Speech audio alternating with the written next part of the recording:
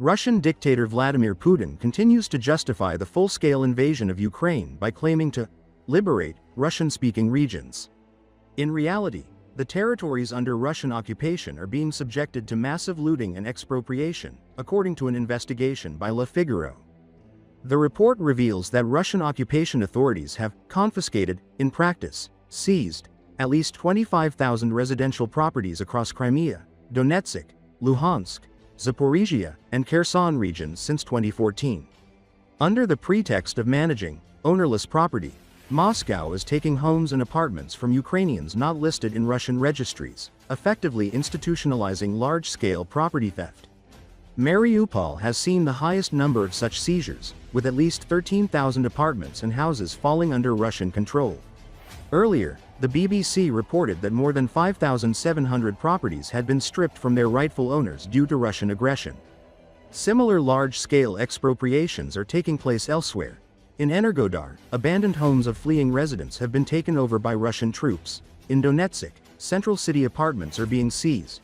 And in Bryanka, near Luhansk, now a military logistics hub, occupation authorities plan to confiscate around 400 Soviet-era apartments. In the resort town of Kirilivka in Zaporizhzhia region, not only private homes but also hotels, restaurants, and sanatoriums, at least 70 properties, have been taken.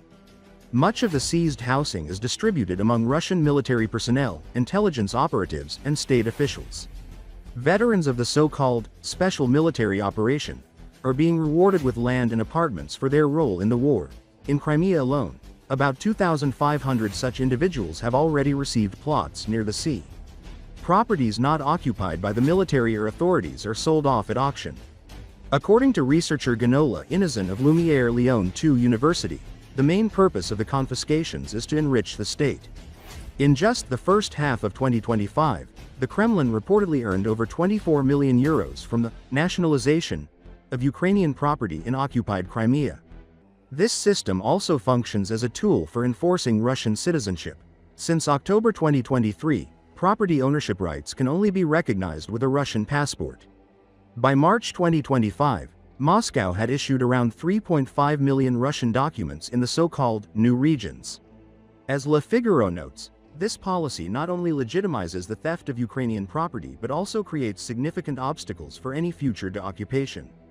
Growing anger over these abuses has sparked rising discontent, and even outbreaks of rebellion, among the local population in occupied territories.